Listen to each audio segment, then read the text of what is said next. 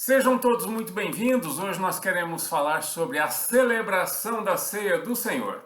A Ceia do Senhor é muito conhecida como a Páscoa realizada, e nós temos o relato da Páscoa realizada no Antigo Testamento. Jesus também celebrou a Páscoa com os seus discípulos, mas ele atualiza o sinal, ele atualiza esse sacramento, informando que ele passa a ser agora Ceia do Senhor ou Eucaristia, que tem o mesmo significado. Nós encontramos os relatos da ministração da Ceia do Senhor pelo Senhor Jesus Cristo em Mateus capítulo 26, no versículo 26. Nós encontramos também no Evangelho de Marcos, capítulo 14, versículo 22. E nós encontramos também no Evangelho de Lucas, capítulo 22, versículo 17. O apóstolo Paulo, por sua vez, também, com base nessas informações dos evangelhos e a tradição oral, ou seja, o que foi transmitido para ele oralmente, ele registra e escreve à igreja em Corinto, lá na sua primeira carta de Corinto, aos Coríntios, capítulo 11, versículo 23. Eu gostaria que você lesse aí na sua casa, aí no seu local de trabalho, onde você estiver, esse relato contido e também que foi registrado pelo apóstolo Paulo, aqui inspirado, orientado pelo Espírito Santo de Deus, e como que ele preceitua isso, como que ele entendeu isso e também como ele registrou a forma de Jesus, as orientações, as instruções no procedimento desse sacramento admitido pela igreja. Amém? Nós temos dois sacramentos que o Senhor Jesus Cristo nos deixou, que é a Páscoa, no Antigo Testamento, sinal atualizado no Novo Testamento, Ceia do Senhor, e o batismo no Novo Testamento, que o sinal anterior no Antigo Testamento era a circuncisão. Sinal atualizado no Novo Testamento, o batismo. Amém? Então, quando o Senhor Jesus Cristo ministrou a ceia com os seus discípulos, ele tomou o pão, ele, tendo dado graças a Deus, partiu e disse: isto é o meu corpo, que é dado em favor de vocês. E ele orientou: façam isso em memória de mim. Em seguida ele toma o cálice e ele também diz: este cálice é a nova aliança no meu sangue. Façam isto sempre que o beberem em memória de mim. Porque sempre que vocês comerem, sempre que vocês beberem deste cálice, vocês anunciam a morte do Senhor até que ele venha.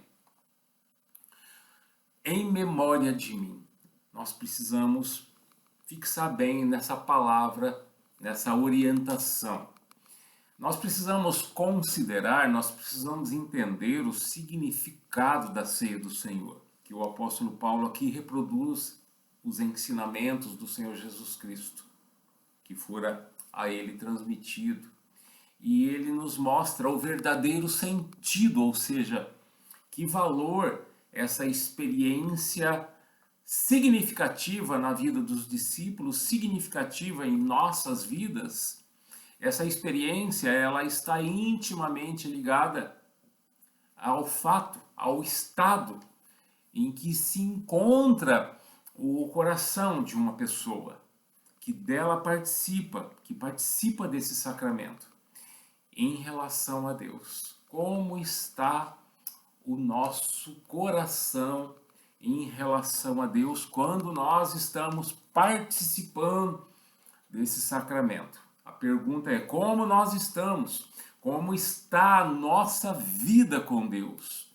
Em primeiro lugar, nós precisamos entender, em 1 Coríntios capítulo 11, nos versículos de 23 a 25, você pode ler esses versículos para que você entenda.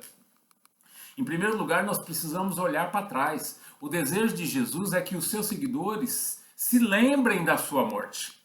Em memória de mim, lembra-se?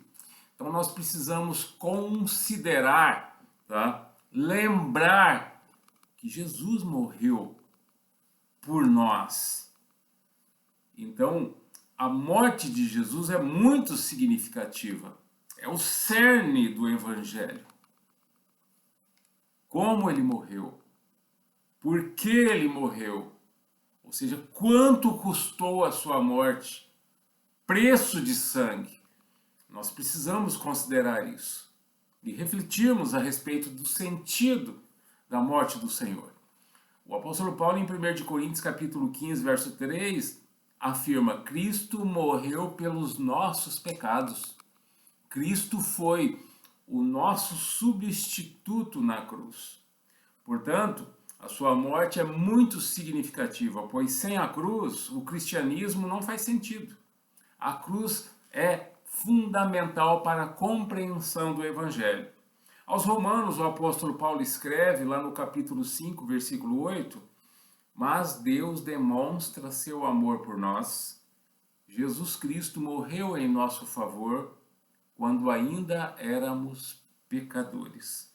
Portanto, essa expressão, essa palavra no verso 24, do capítulo 11 de 1 de Coríntios, façam isto em memória de mim, ela tem um significado muito profundo para nós, que é fortalecer espiritualmente os cristãos. Porque nós vamos considerar aqui o que foi feito, como foi feito, por que foi feito e o quanto custou. Isto é, olhar para trás. A segunda parte que nós queremos agora apresentar é que nós devemos olhar para frente. E o verso 26 nos aponta isso. Até que ele venha. É o que está registrado no verso 26, 1 de Coríntios capítulo 11, versículo 26. Até que ele venha. Jesus Cristo não apenas morreu por nós, mas também ressuscitou. Subiu ao céu e voltará. Oh glória, aleluia. Mateus capítulo 24, verso 30, o próprio Senhor Jesus Cristo nos informa. É uma profecia. E ele diz assim: então aparecerá no céu o sinal do Filho do Homem, ele está falando de si próprio, e todas as nações da terra se lamentarão, e verão o Filho do Homem vindo nas nuvens do céu com poder e grande glória. Apocalipse capítulo 1, verso 3, assim nos informa a palavra do Senhor, ditadas pelo próprio Senhor Jesus Cristo ao apóstolo João. Ele diz assim: escreve aí, João, feliz aquele que lê as palavras desta profecia, e felizes aqueles que ouvem e guardam o que nela está escrito, porque o tempo está próximo. Então, além de nós olharmos para trás, além de nós olharmos para frente, tá? Eu finalizo dizendo que nós precisamos também olhar para dentro. E o verso 27 da primeira carta do apóstolo Paulo aos Coríntios, capítulo 11, versículo 27, o apóstolo Paulo nos informa que nós não somos dignos de participar da ceia do Senhor, mas o Senhor nos orienta a que devemos fazê-la de maneira digna. Nós não somos dignos, é verdade, mas é uma mesa para pecadores, pecadores que agora foram justificados pelo Senhor Jesus Cristo, foram redimidos pelo Senhor Jesus Cristo. Então, a correta motivação na participação na mesa do Senhor é render graças a Deus, é reconhecer a nossa dependência no Senhor. Observe os versos 28 e 29 de 1 de Coríntios capítulo 11. A orientação do apóstolo Paulo é que nós devemos participar de maneira digna. É preciso, torna-se necessário examinar a mente, examinar o coração, discernir os nossos pecados, confessá-los ao Senhor, arrepender-se. Essa é a correta motivação que nós precisamos ter na participação dessa mesa, que não é nossa, é do Senhor. Eu gosto muito do apóstolo João, que na sua primeira carta, ele diz lá no capítulo 1, verso 9, a orientação prática é: se confessarmos os nossos pecados, ele é fiel e justo para perdoar os nossos pecados e nos purificar de toda injustiça. Aleluia, glória a Deus. Concluindo, então, uma pessoa que se diz cristã, um cristão, uma cristã, não deve participar da ceia do Senhor se não estiver disposta a reconhecer erros, a arrepender-se diante de Deus. Amém? A ceia do Senhor não é uma ocasião de tristeza, pelo contrário, uma ocasião de alegria. Jesus venceu a morte, Jesus ressuscitou. Glória a Deus por isso. A nossa participação na ceia do Senhor deve ser motivo de gratidão, gratidão no coração, ação de graças e expectativas da volta do Senhor, a volta iminente do Senhor. O Senhor Jesus Cristo está voltando. Glória a Deus. Aleluia. Ele mesmo prometeu. Prepare-se. Amém?